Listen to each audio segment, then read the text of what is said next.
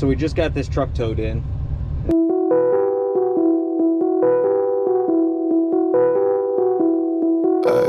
I kind of wanted to make a quick video to show you guys how to fix the electrical issue or fuel or whatever it is if it cranks but does not fire, how easy it is. Fucking, now you ducking. When I say I got the shooters, baby, no, I'm not bluffing. This is my breakout harness. I can hook to an ECM and just hook it directly to the batteries or alternator.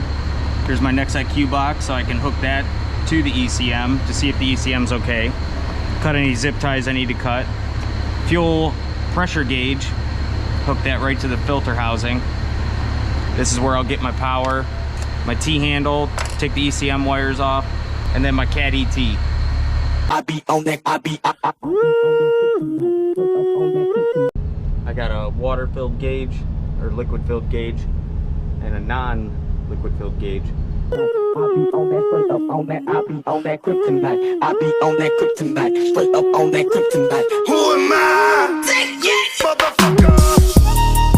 I be on that, I be on that, take it, motherfucker. So now as soon as I hook that up, I can hear the oil bleeder, because it's an MXS, start clicking, so I know the ECM's fired up.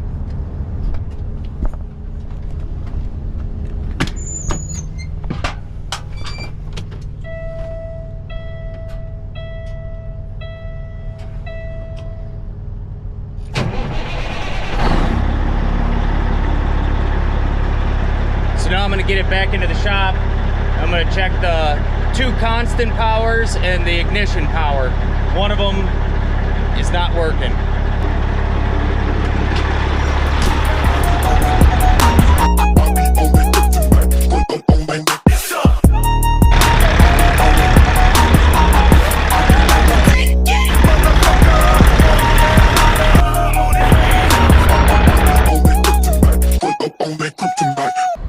So I had to fix another truck really quick, and I got this thing knocked out, so I just want to kind of show you guys.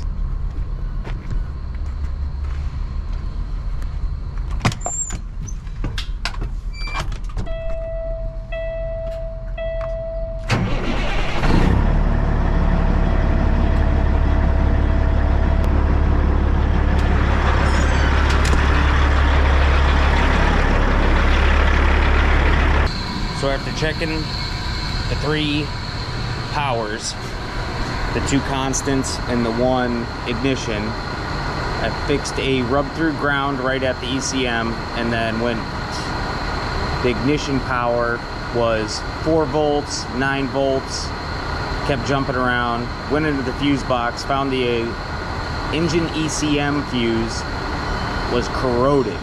Took it out, cleaned out the connections, put a new fuse in it, fired right up, good to go. It's not always that easy, but